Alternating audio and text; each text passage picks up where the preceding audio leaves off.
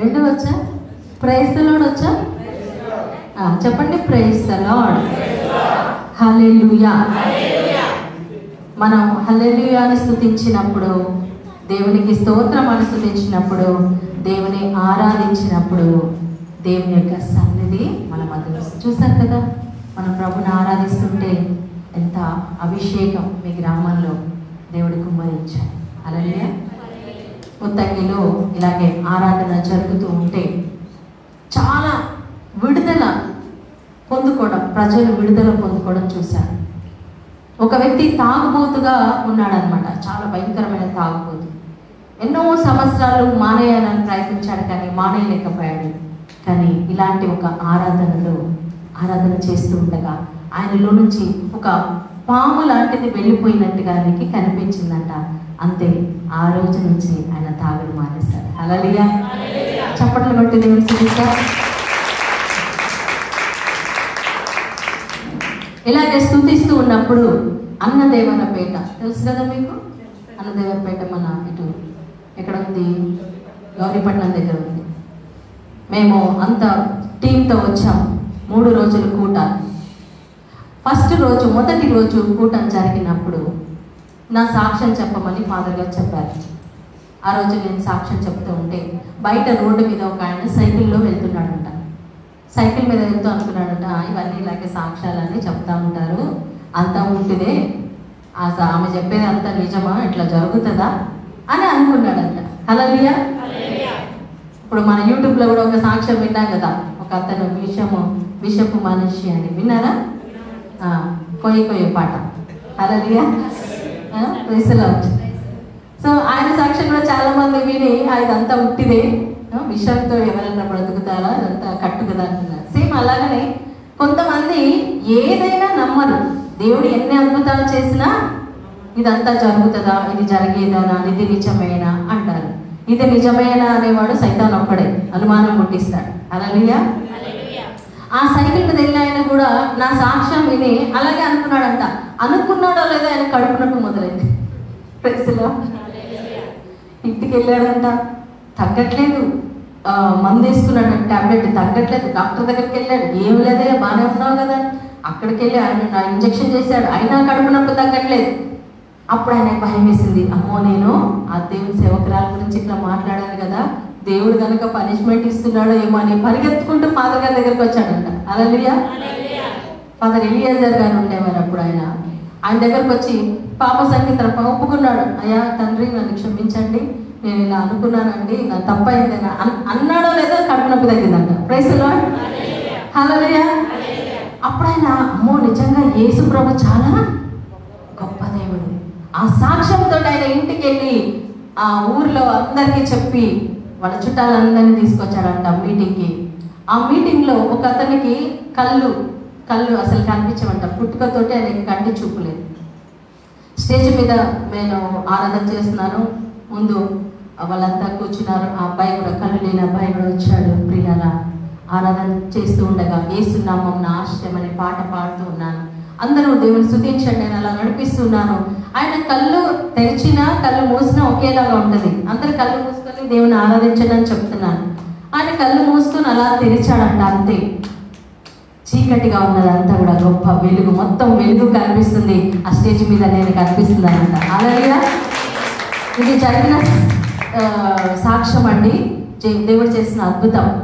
ఆయనకి కంటి చూపు రాగానే ఆయన అందరికి వెళ్ళి నాకు చూపు వచ్చిందని ఫాదర్ గారికి చెప్పి, అందరికీ చెప్పి, ఆ ఊర్లో ఉన్న వాళ్ళందరూ ఆ మీటింగ్స్ 3 రోజులు కూడా చాలా అద్భుతంగా జరిగినాయి. Praise the Lord. ఎప్పుడు జరిగిందంటే దేవుని ఆరాధిస్తున్నప్పుడు, స్తుతిస్తున్నప్పుడు యేసయ్య వస్తాడు. ఆమేన్. పరిశుద్ధాత్మ దిగి వస్తాడు, మన మధ్యలో సంచరిస్తాడు. ఆయన దిగి వచ్చినప్పుడు ఏమవుతుంది, ఒక్కొక్కరిని తాకుతారు. నీలో ఏం బాధ ఉంది, నీ బాధ వెళ్ళిపోతుంది. నీలో తలనొప్పి ఉందా, తలనొప్పి వెళ్ళిపోతుంది. నీకు నడునొప్పి ఉందా, నడునొప్పి వెళ్ళిపోతుంది. నీకు ఏ సమస్య ఉంది, భయం ఉందా, వెళ్ళిపోతుంది. నీలో సైతాన్ ఉందా, వెళ్ళిపోతుంది. హల్లెలూయా. దేవుని అగ్ని దిగి వచ్చినప్పుడు, అభిషేకం దిగి వచ్చినప్పుడు ఏమవుతుంది, మనలో ఉన్న అన్ని చీకటి శక్తులు వెళ్ళిపోతాయి. హల్లెలూయా. సంతోషం కలుగుతుంది, ఆనందం కలుగుతుంది, సమాధానం వస్తుంది, స్వస్థత వస్తుంది. ఆమేన్. హల్లెలూయా. హల్లెలూయా. సో ఈరోజు ఈ గ్రామం కోసం నేను ప్రార్థన చేస్తూ ఉండగా దేవుడు మరి ఒక వాక్యాన్ని నాకు ఇచ్చారు. ఆ వాక్యాన్ని చదువుదాం. బైబిల్లో చదవగలిగిన వాళ్ళు కీర్తనలు 118:22 బైబిల్ చదవగలిగిన వాళ్ళు ఉంటే చదవండి, లేదంటే నేను చెప్పేస్తాను. ఇల్లు కట్టువారు పనికి రాదని నిరాకరించిన రాయే చివరికి మూలరాయి ఆయను. చదువు. ఇది ప్రభువు చేయడము, ఇది మన దృష్టికి విచిత్రముగా ఉంది. హల్లెలూయా, ప్రైజ్ ది లార్డ్. అందరూ చెప్పాలి, గట్టిగా చెప్పాలి. మీరు మధ్యాహ్నం భోజనం చేశారా? టీ తాగారా? సాయంత్రం హల్లెలూయా. సౌండ్ రావాలి. మొత్తం మైక్ సౌండ్ నాదే వినిపిస్తుంది. హల్లెలూయా చెప్పినప్పుడు మీరు అందరు కూడా చక్కగా హల్లెలూయా చెప్పాలి. 2 చేతుల పైకి లేపి చెప్పండి హల్లెలూయా. గట్టిగా చెప్పాలి హల్లెలూయా. మీ ఊర్లో ఉన్న వాళ్ళందరూ ప్రార్థనకి రావాలి. అందరూ వస్తారా? ప్రతి ఆదివారం గుడికి వస్తారా అమ్మా? చెప్పండి గట్టిగా. అందరూ ఓకే. అందరు రావాలంటే అందరు వచ్చేలాగా మీరు ప్రార్థన చేయాలి. Praise the Lord. ప్రతి ఆదివారం గుడికి వచ్చి ప్రార్థన చేసి వెళ్ళిపోతే సరిపోదు. వారానికి ఎప్పుడు టైం దొరికితే ఒక శుక్రవారం రండి, మంగళవారం రండి, ప్రార్థన చేయండి. మీ గ్రామం కోసం, మీ ఇంట్లో రక్షణ పొందని వాళ్ళ కోసం ప్రార్థన చేయండి. ప్రార్థన ప్రతి ఒక్కరి ఆలయానికి నడిపిస్తుంది. హల్లెలూయా. Praise the Lord. ప్రార్థన ఎంత శక్తివంతమైనదో తెలుసా అండి? చిన్న ప్రార్థన అయినా సరే నువ్వు మర్చిపోతావు, ప్రార్థన చేసి మర్చిపోతావు, కానీ దేవుడు మర్చిపోడు. నువ్వు చేసిన ప్రార్థనను రాసి పెట్టుకుంటాడు. తగిన సమయంలో ఆయన జవాబు ఇస్తాడు. నేను ఈ ఆంధ్ర సైడు వాక్యం బోధిస్తూ తిరుగుతున్నప్పుడు తొలి సంవత్సరం సేవ ప్రారంభంలో ఒక గ్రామానికి నేను వెళ్ళాలంటే 3 బస్సులు మారాలి. ఆ 3 బస్సులు మారే టైంలో బస్సుకి గంట ఎదురు చూడాలి బస్సు కోసం. హల్లెలూయా. ఆ బస్సు కోసం ఎదురు చూసే సమయంలో నేను ఆ ఊరి కోసం ప్రార్థన చేసేదాన్ని. ప్రభువా, ఈ గ్రామంలో ఉన్న బిడ్డలందరికీ నీ రక్షణ దయచేయండి. అయితే ఒక ఊరు ఉంది, చింతలపూడి దాటిన తర్వాత లింగపాలెం. తెలుసా మీకు? లింగపాలెం దగ్గర ఒక జూబ్లీ నగర్ ఉంది, తెలుసా? అంతకుముందు ఆ జూబ్లీ నగర్ లేదు. హల్లెలూయా. అయితే నేను అక్కడ ప్రార్థన చేసేదాన్ని. ప్రభువా, ఈ లింగపాలెం పేరు బాగాలేదు నాయనా, పేరు మార్చేయి. హల్లెలూయా. తర్వాత ఈ ఊర్లో ఉన్న అందరికీ నేను సువార్త చెప్పాలి. ఎట్లా చెప్పాలి? అందరికీ ఎలా చెప్తాను సువార్త? కానీ ప్రార్థన చేశాను. హల్లెలూయా. అలా నేను ప్రార్థన చేసి ఆ ఊరు నుంచి ఏ ఊరైతే వెళ్ళాలో అక్కడికి వెళ్ళేదని సువార్త 2 నెలలు తిరిగానండి. నేను ఏ ఇంటికైతే 2 నెలలు వెళ్ళి ప్రార్థన చేశానో వాళ్ళిద్దరూ భార్యాభర్తలు సేవకులై 7 సంఘాలు కట్టారు. ఇప్పుడు 7 సంఘాల్లో సేవ చేస్తున్నారు. Praise the Lord. హల్లెలూయా. ఏ ఊరి కోసం అయితే ఏ బస్ స్టాండ్లో నేను నిలబడి ప్రార్థన చేశానో కొన్ని రోజుల తర్వాత, కొన్ని సంవత్సరాల తర్వాత, అయితే ఒక 3 సంవత్సరాలు అనుకుంటా, నేను ముత్తంగి అనే ఒక పెద్ద దివ్యవాక్కు సెంటర్ ఉంది. ఆ సెంటర్లో మరి సేవ చేయడానికి వెళ్ళాను. ఒకరోజు అక్కడ ఉన్న ఫాదర్ గారు నన్ను పిలిచి, అమ్మా ఈసారి నేను రావట్లేదు, వేరే కొత్త ఫాదర్ వస్తున్నారు, ఆ ఫాదర్తో పాటు నువ్వు వెళ్ళి అక్కడ వాక్యం బోధించాలంటే, లేదు ఫాదర్, నేను మీరు వస్తేనే వెళ్తాను, ఆయన ఎవరో కొత్త ఆయన, నేను వెళ్ళను అంటున్నాను. ఫాదర్ లేదమ్మా నువ్వు వెళ్ళాలి. సరే, బలవంతంగా ఒప్పించారు. సరే, మొదటిసారిగా నేను వేరే ఫాదర్ తోటి ఎక్కడికి, ఏ ఊరు అంటే ఏలూరు ఉన్నారు. అది ఏలూరు మా ఊరే కదా అనుకున్నా. Praise the Lord. ఏలూరులో ట్రైన్ దిగేమో, ఫాదర్ వచ్చారు, కారు ఎక్కించుకున్నారు, వెళ్తూ ఉన్నాము. మా ఊరు సైడ్, అమ్మమ్మ వాళ్ళ ఊరు సైడ్ వస్తుంది. అరే మన ఊరు సైడ్ వస్తుంది, ఏ ఊరు అంటే వాళ్ళు చెప్పట్లేదు, ఏదో కొత్త పేరు చెప్తున్నారు. సరే వస్తూ ఉన్నాము. తీరా ఎక్కడికి వచ్చామో తెలుసా అండి? లింగపాలెంకి వచ్చాము. హల్లెలూయా. Praise the Lord. అక్కడ ఒక జూబ్లీ నగర్ అని స్టార్ట్ చేసి అక్కడ ఒక దివ్య కారుణ్య యేసుని అక్కడ స్థాపించి ఒక కొత్త శ్రైన్ పుణ్యక్షేత్రం మొదలు పెట్టారు. అది స్టార్ట్ చేయడానికి మమ్మల్ని ముత్తంగి టీం పిలిచారు. హల్లెలూయా. దానికి ముఖ్యంగా నన్ను తీసుకెళ్లారు. హల్లెలూయా. Praise the Lord. అక్కడ పెద్ద మీటింగ్ అండి. కొన్ని వందల మంది, వేల మంది వచ్చారు. అన్ని పెద్ద పెద్ద తూరలు ఉంటాయి కదా, తూరలు, ఆ తూరలు పెట్టారు. అటు ఇటు సౌండ్ మొత్తం 5 కిలోమీటర్ల వరకు సువార్త స్వరం వెళ్ళింది. అక్కడ 3 రోజుల సువార్త కూటాల్లో నేను దేవుని స్తుతించాను, దేవుని వాక్యం ప్రకటించాను. హల్లెలూయా. నిజంగా అప్పుడు గుర్తుకొచ్చింది, నేను ఈ ఊరి కోసం ప్రార్థన చేశాను కదా, దేవుడు ఎంత నమ్మదగిన వాడు, ఆయన మర్చిపోలేదు, జవాబిచ్చాడు. ఆమేన్. మనం అందుకే మీరు అనుకోవద్దు ఇది జరుగుతుందా అనుకోవద్దు. మీరు చేయండి, ప్రార్థన చేయండి, అడగడం మన వంతు, ఇవ్వడం దేవుని వంతు. హల్లెలూయా. విశ్వాసంతో అడగాలి, దేవుడు చేస్తాడు. సో నాకు అప్పుడు చాలా నమ్మకం కలిగింది, దేవుడు ఏదైనా మనం అడిగితే ఇస్తాడు. అందుకే అన్నాడు కదా ఆయన, అడుగుడి, వెదకుడి, తట్టుడి. కానీ మనం అడగం, మనం వెదకము, మనము తట్టము. మన జీవితంలో జరుగుతాయి అద్భుతాలు. అడగాలి, అడిగింది వెదకాలి, వెతికింది తట్టాలి. హల్లెలూయా. ప్రభు ఇక్కడ చెప్తున్నాడు, త్రోసివేసిన రాయి, ఇల్లు కట్టువారు త్రోసివేసిన రాయిని నేను మూలరాయిగా చేస్తాను. అంటే మన జీవితంలో ఇక్కడ దేవుడు రాయి గురించి మాట్లాడండి. ఆ రాయి ఏంటంటే ఒక మనిషి జీవితం, ఒక వ్యక్తి జీవితం, ఒక త్రోసివేయబడినటువంటి జీవితం. చదువు లేని వాళ్ళని లెక్క చేస్తారా?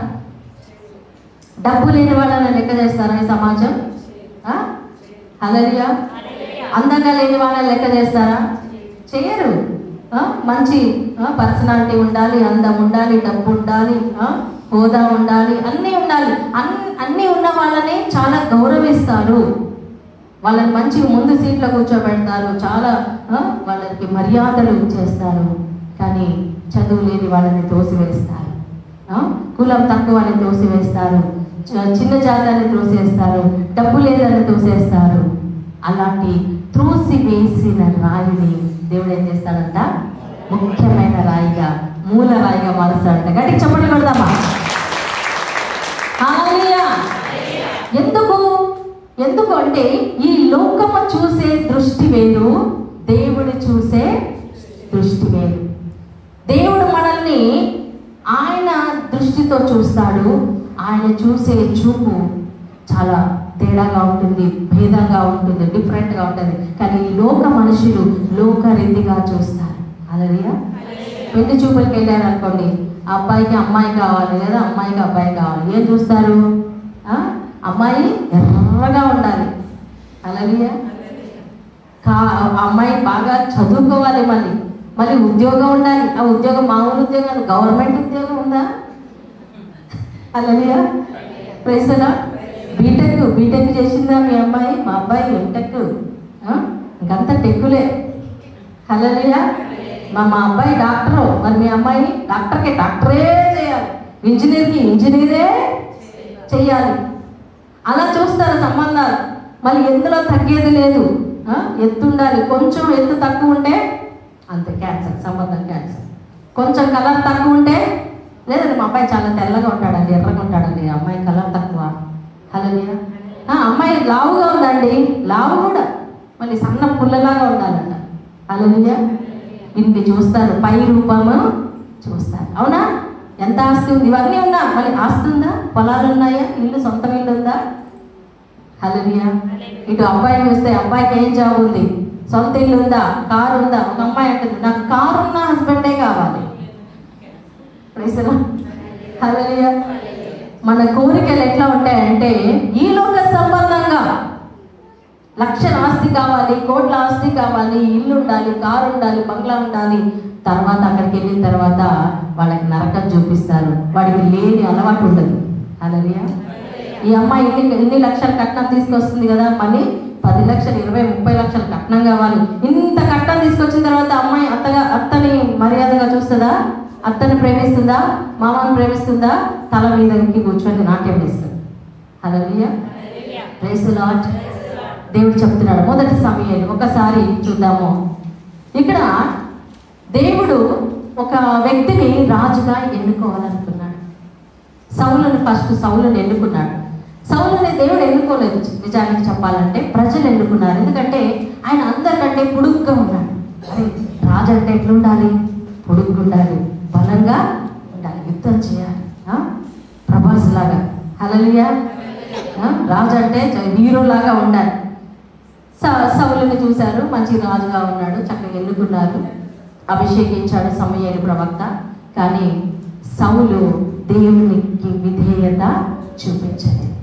హల్లెలూయా. చాలా అవిధేయత, గర్వం. అంతకుముందు రాజు కాకముందేమో తగ్గిపోతూ ఉన్నాడు. అయ్యో నాకేమొచ్చు ప్రభా, నేను పనికిరాను, నేను అసలు దేనికి పనికిరాను, నాకు మాట్లాడటం రాదు, నేను రాజుగా ఉండలేను అన్నవాడు రాజు అయిన తర్వాత అసలు యాజకుడిని కూడా మించిపోయాడు. హల్లెలూయా.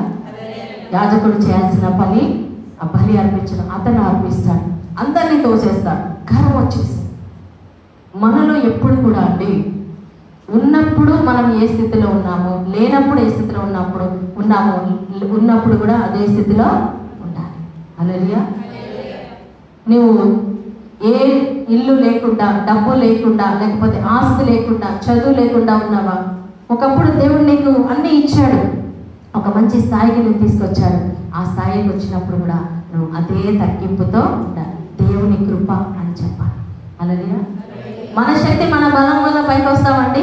మనం చదువుకున్నా కానీ, పొలం వచ్చినా, మనకు డబ్బు వచ్చినా, లేకపోతే ఇల్లు వచ్చినా, ఏదొచ్చినా ఎవరి సహాయం? అది దేవుని సహాయం. కాబట్టి దేవుడు ఇస్తే తప్ప మనకి ఆ స్థాయి రాదు. కాబట్టి దేవుని ఎప్పుడు కూడా మర్చిపోవద్దు. మహిమ మనం దేవునికి చెల్లించాలి. దేవా నీ కృపయే నాయనా, నేను ఏ స్థితిలో ఉన్నాను అది నీ కృప అని మనం చెప్పాలి. హల్లెలూయా. సో సౌలు గర్వించాడు కాబట్టి దేవుడు సౌలుని నిరాకరించాడు. నెక్స్ట్ ఇంకొక వ్యక్తిని ఎన్నుకోవాలనుకున్నాడు. సో ఆ వ్యక్తి ఎక్కడున్నాడు? బెత్లెహేములో, యూదా గోత్రములో యెషై కుమారుడు. మరి దేవుడు ఎన్నుకోవాలనుకున్నాడు, పేరు చెప్పలేదు. సమూయేలు ప్రవక్తతో అన్నాడు, ఎంతకాలం కూర్చొని ఏడుస్తావు? నేను తోసివేసిన సౌలుని గురించి బాధపడద్దు, ఇంకొక వ్యక్తి నేను ఆల్రెడీ చూసుకున్నాను, నువ్వు యెషై ఇంటికి వెళ్ళు, వాళ్ళ కుమారులలో ఒక వ్యక్తిని నేను ఎన్నుకుంటాను. Hallelujah. Praise the Lord. Praise the Lord. దేవుడు ఎన్నుకునేటువంటి ఒక బిడ్డ ఎలా ఉంటాడు అనేది దేవుడు ఇక్కడ మనకి చూపిస్తున్నాడు. మొదటి సమూయేలు గ్రంథంలో మనం చూస్తాం 16వ అధ్యాయంలో ప్రియులారా ఈ యొక్క వృత్తాంతం అంతా ఉంటుంది. సమూయేలు ప్రవక్త తన కొమ్ముని తైలముతో నింపుకొని బయలుదేరాడు బెత్లెహేముకి. హల్లెలూయా. బెత్లెహేము చాలా హిస్టారికల్ ప్లేస్, అంటే అది చారిత్రాత్మకమైన ఒక స్థలము. బెత్లెహేములో ఎవరు పుట్టారు? యేసు ప్రభు పుట్టారు. హల్లెలూయా. దావీదు కూడా బెత్లెహేములోనే పుట్టాడు. సో ఈ బెత్లెహేం రొట్టెల నిలయం. బెత్లెహేం అంటే ఏంటంటే అర్థము రొట్టెల నిలయం, ఆహార సమృద్ధిగా ఉన్నటువంటి స్థలం. అక్కడికి వచ్చారు, యెషై ఇల్లు వచ్చారనమాట. అంటే దావీదు తండ్రి పేరు యెషై. యెషయా గ్రంథం కాదండి, యెషై ఇంకొక ఆయన, ఇంగ్లీష్లో జెస్సీ అంటారు. హల్లెలూయా. అని చెప్తాడు, వర్తమానం పంపిస్తాడు. ఎందుకంటే సమూయేలు ప్రవక్త చాలా గొప్ప ప్రవక్త అండి. ఆయన ఏ ఊరికైనా వస్తున్నాడంటే అందరు గడగడ వణుకుతారు. అమ్మో సమూయేలు ప్రవక్త గారు వస్తున్నారు, అంత క్షేమమేనా అయ్యగారు, అంత సమాధానమేనా అంటే అంత సమాధానమే, నేను యెషై ఇంటికి వెళ్తున్నాను, బలి అర్పించాలి అని చెప్పినప్పుడు నీ కుమారులందరినీ శుద్ధి చేసి తీసుకొనిరా, మనం బలి అర్పిస్తాం, యెహోవాకు బలి అర్పిస్తాం. సరే తండ్రి అని చెప్పి యెషై తన కుమారులని పిలిచాడు. కానీ ఒక్కరిని పిలవలేదు. ఎవరిని పిలవలేదు? దావీదుని పిలవలేదు. మిగిలిన కుమారులందరినీ పిలిచాడు. మరి ఎందుకు? మిగిలిన కుమారులందరూ ఆల్రెడీ సౌలు దగ్గర సైనికులుగా పనిచేస్తూ ఉన్నారు, వాళ్ళు ఆల్రెడీ డ్యూటీలో ఉన్నారు. దేవుడు ఒకవేళ మరి ఎన్నుకుంటే వీళ్ళలో ఎవరన్నా ఎన్నుకుంటాడు, నీ కుటుంబంలో ఒకరిని దేవుడు రాజుగా ఎన్నుకుంటాడని చెప్పాడని సమూయేలు చెప్పినప్పుడు మరి తండ్రి ఆ బిడ్డలందరినీ పిలిచాడు. మొదటి కుమారుడు వచ్చాడు, ఎలియాజర్. చదువుమా 6వ వచనం